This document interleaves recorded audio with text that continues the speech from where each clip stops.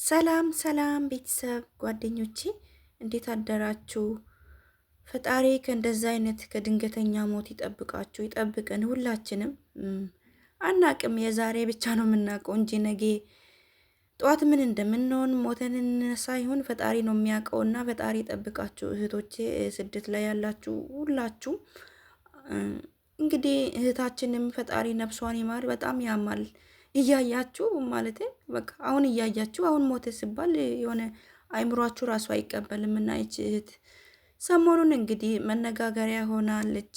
ያው አንዳንዴ ያው ስንሞት ነው ሰው ስለኛ የሚያወራ አይደለ? ወይም ስንሞት ወይም ስንታመም ነውና እንግዲህ ፈጣሪ ነፍሷን በሰላም ያሳርፍ። ሌላ ምንም አንልም፣ አናቅም ስለ ራሳችን ነገ ምን እንደምንሆንና ራሳችሁን ጠብቁ እህቶቼ። አንዳንዴ ጤነኛ እኮ ነበረች ሞተች እንባላለን እንጂ ሁላችንም እኮ ሳስበው ጤነኞች አይደለንም። የምሬ ነው የምላችሁ። የሆነ በቃ ውስጣችን የሆነ የሚያም ነገር አለ፣ አነሰ በዛም የሚያም ነገር አለ። ሄደን አንታይም፣ ብርም ላለማውጣት ሕክምናውም ውድ ስለሆነ እኛ ያው አረቦች አይወስዱንም። እኛ ኢንሹራንስ አለን፣ ለስሙ ኢንሹራንስ አለን እንባላለን እንጂ እነሱ በሞቱ አይወስዱንም። ያው የፈረደበት ፓናዶል ነው የሚሰጡንና እች እህታችን እንግዲህ ጤነኛ ነበረች ስታወራ ላይብ ላይ ምናምን፣ ግን ውስጧ ብዙ በሽታ አለ። በጣም ታሳዝናለች። እኔ አላቅም፣ ዘንድሮ ወጣቱ እየሞተ እያለቀ ነው። ፈጣሪ እንግዲህ ፈጣሪ ጠብቀን ከእንደዚህ አይነት ከድንገተኛ ሞት ሳታስቡ በሰላም መታችሁ ያልፍልኛል ብላ እንግዲህ እየተንከራተተች በሰው ሀገር ቀረች። እኔ እናት እንጃ፣ ለራሴ ራስ ፈራለሁ አንዳንዴ። ለዚህ ነው እንደ ምንፈጋው ላለው፣ ለዚህ ነው ለነገ የምንጨነቀው። ይሄው በቃ ባጭሩን ለምንቀረውና ፈጣሪ ጠብቀን ሁላችንም። ሌላን ምን እላለሁና በጣም ታሳዝናለች። እኔ እናት የልብ ህመም አለባት፣ ሌላ ጤነኛ ነች ይላሉ፣ ግን የልብ ህመም ነበረባት እያሉ ነው። በዚህ ሙቀት እንግዲህ የዱባይ ሙቀት እንደምታውቁ፣ የዘንድሮ ደግሞ በጣም ልጆቹ ሲነግሩኝ በጣም ከባድ ነው አሉ። ብዙ ጓደኞች አሉኝ እዛ። በተለይ ደግሞ ምግብ ውጭ ላይ ነው የሚሰሩት እነሱ። በቃ እኔ እንጃ፣ በፈጣሪ ቸርነት ነው ያሉ። በጣም ነው የሚሞቀው አሉ። በጣም የዘንድሮ ደግሞ የከፋ ነው። የልብ ህመም ደግሞ ሲኖርባችሁ ታውቃላችሁ፣ ራሱ የልብ ህመሙ ራሱ ከባድ ነው፣ እንዲሁ ያፍናቸዋል። እና ሙቀቱ ደግሞ እዚህ ራሱ በጣም ከባድ ሆኗል ጓደኞቼ፣ ማርያምን ነው የምላችሁና ትላንትና ማታ እንትን ጠፋ ማለት ነው። ሙከየፍ እየሰራ ነበረ፣ ምን እንደሆነ አላውቅም፣ ጸጥ አለ። የሆነ ደቂቃ 30 ደቂቃ መተኛት አልቻልኩም። ተነስቼ ቁጭ ነው ያልኩት፣ ትንፋሼ ተቆራረጠ ነው የምላችሁ። አይደለም ኖርማል ሰው የልብ ህመም ያለበት ሰው ደግሞ ይሄንን ሙቀት መቋቋም አይችልም። እና እንደው ፈጣሪ በቸርነት ሁላችንም ይጠብቀን እንጂ በጣም የዘንድሮ ሙቀት ያው አቀባ በጣም ነው የሚሞቀው፣ እንደ አማን አይደለም። በጣም ይሞቃል። አሁን በጣም እየጋለ ነው። እንግዲህ 30 ደቂቃ ሙከየብ ስለጠፋ እኔ መተኛት አልቻልኩም። ተነስቼ ቁጭ ነው ያልኩት። እውነቴን ነው የምላችሁ ነው። ከባድ ነው እህቶቼ፣ የራሳችሁን ጠብቁ። የልብ ህመም ማለት በድንገት የሚመጣ ነገር ነው። ከየት ነው የሚመጣ እንዴት ነው የሚመጣው አይባልም። ፈጣሪ እንደው ከእንደዚህ አይነት በሽታ ይጠብቀን ነው እንጂ በጣም አስቸጋሪ ነው። ፈጣሪ ይጠብቀን እህቶቼ። የሆነ ነገር ሲያማችሁ ሄዳችሁ ታዩ፣ ግድ የለም። ብር ነገ ነው። እኔ እዚች ምድር ላይ የሚያስፈራኝ ነገር ብኖር ጤና ማጣትና ሞት ነው። እውነቴን ነው የምላችሁ። ጤና ማጣት ከባድ ነው፣ በምንም አትመልሱም። ጤና ስታጡ፣ ሞት ደግሞ ያው ይችን ምድር የምንሰናበትበት ነው። ይችን ሁለት ነገር የሚፈራው ነገር ቢኖር ሞትና ጤና ማጣት። እውነቴን ነው የምላችሁ። አሁን ጤነኛ ስለሆንኩ ነው አይደለም የሚሰራው፣ እና ጤና ካጣው በምንድን ነው ሰሬ የሚሰራው? እና ሞትም ደግሞ እቺ ምድር የምትሰና። እነዚህ ሁለት ነገሮች ናቸው የሚያስፈሩኝና እባካችሁን ራሳችሁን ጠብቁ እህቶቼ። በተረፈ ደግሞ ፈጣሪ ይጠብቀን። ሌላ ደግሞ አንድ እህታችን ደግሞ በቤሩት ያው የኛ ነገር በየጊዜው የኛ መከራ ስቃይ አያልቅምና ኤርፖርት ለጥለዋት ማለት ነው። አንድ ወንድማችን ሀበሻ ነው። ምን እንደምታወራ አታውቅም።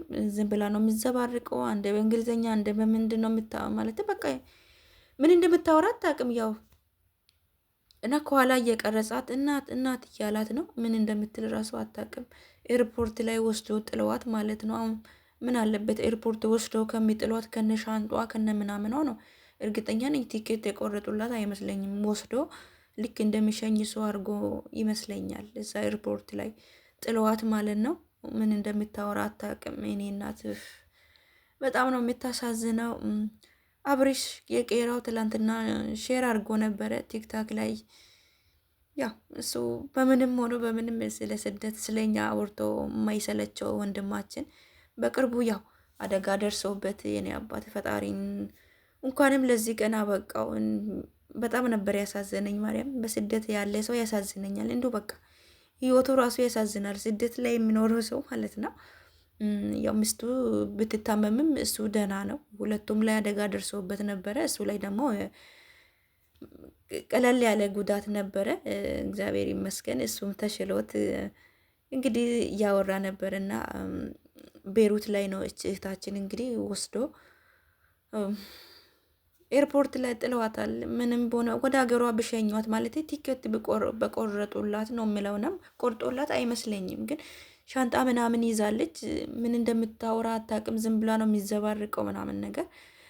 የሆነ ልጅ ከኋላ እናት እናት እያለ ይቀርጻታል ማለት ነው። በጣም ነው ያሳዘነችኝ። እና እህቶቼ ጭንቀት አታብዙ። የዚህ እብደት የጭንቀት ውጤት ነው። ሌላ ምንም ሌላ ተአምር አይመጣም። ሌላ ሰው ሀሳብ ሲበዛ ምናምን ጭንቀት አንድን ነገር ላይ አብስታችሁ ስትጨነቁ ነው አይምሮ የሚበላሸውና እባካችሁን መቀየር በማትችሉ ነገር ራሳችሁን አታሳምሙ። ራሳችሁን ጠብቁ። ለማን ብላችሁ አይምራችሁን ጠብቁ፣ ጤናችሁን ጠብቁ። እንዴ ከራሳችሁ በላይ ምንም የሚመጣ ነገር የለም። ራሳችሁ ከሞታችሁ በኋላ አይምራችሁ ከተበላሸ በኋላ ምንም ማስተካከል አትችሉም። የሆነ ነገር ተበላሸ ተበላሸ በቃ። እናንተ እስካላችሁ ድረስ ምንም ማለት አይደለም። ብርም ይሆን ይጥፋ፣ ሰውም ከካዳችሁ ችግር የለም። ነገ ሌላ ቀን ነው እና እባካችሁን እህቶቼ ራሳችሁን አታስጨንቁ። በተለይ አዳዲስ የሆናችሁ አንድ ላይ ብዙ ልጆች አያሉ በቃ ቲክታክ ላይ መጥቶ 2 ወር በ3 ወር ላብድ ነው ልሞት ነው እያሉ ያለቅሳሉና እባካችሁን እህቶቼ የምትመጡት ሰው ቤት ነው፣ እናታችሁ ቤት አይደለም። እናንተን አረቦች ቢሰድባችሁ ምን ብላችሁ ከምንም አትቁጠሩ። ራሳችሁን አትግዱ። በቃ የመጣንበትን አላማ አለን አይደለ? ቻሉት። አረብ ቤት ነው የምትመጡት እና ብዙ ነገር አለ። ብዙ የሚያሳብድ ነገር፣ የሚያሳምም፣ ብዙ የሚያስከፋ የሚያስለቅስ ነገር ሊኖር ይችላል። ግን በቃ እኛም ይሄንን ችለን ነው የምንኖረውና እባካችሁን በተለይ አዳዲሶች በጣም መቋቋም የማይችሉ እነሱ ናቸውና እንደመጡ በቃ እንደመጡ እንዳልጠበቁ ሲሆንባችሁ ያው ታውቁታላችሁ። አረብ ሲጮሁባችሁ፣ ስራ ሲበዛባችሁ ይህንን መቋቋም ሲያቅቱ አይመሯቸው ወደ አሁኑ ነው እንትን የምለውና እባካችሁን እህቶቼ ራሳችሁን ጠብቁ፣ ጤናችሁን ጠብቁ። ትኩስ ነገር ደግሞ አታብዙ። ጠዋት ተነስታችሁ ኔስካፌ የሚጠጡ ልጆች አላችሁ። ጠዋት እንደተነሳችሁ ትኩስ ነገር እና ጥሩ አይደለም። ይሄ አሁን ለልብ በሽታ ነው የሚያዳርገን እና እባካችሁን ጠዋት እንደተነሳችሁ ቀዝቃዛ ውሃ ጠጡበት። የእውነቴን ነው የምላችሁ፣ ውሃ ጠጡበት። ከዛ ቁርስ ብሉ። በቃ እንዴ ቁርስ ሳትበሉ 24 ሰዓት የሚሰሩ ልጆች አላችሁ።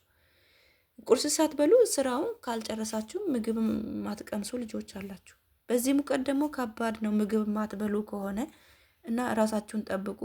ጠዋት እንደተነሳችሁ ኔስካፌ ሮጣችሁ አፍልታችሁ የምትጠጡ ልጆች ጥሩ አይደለም።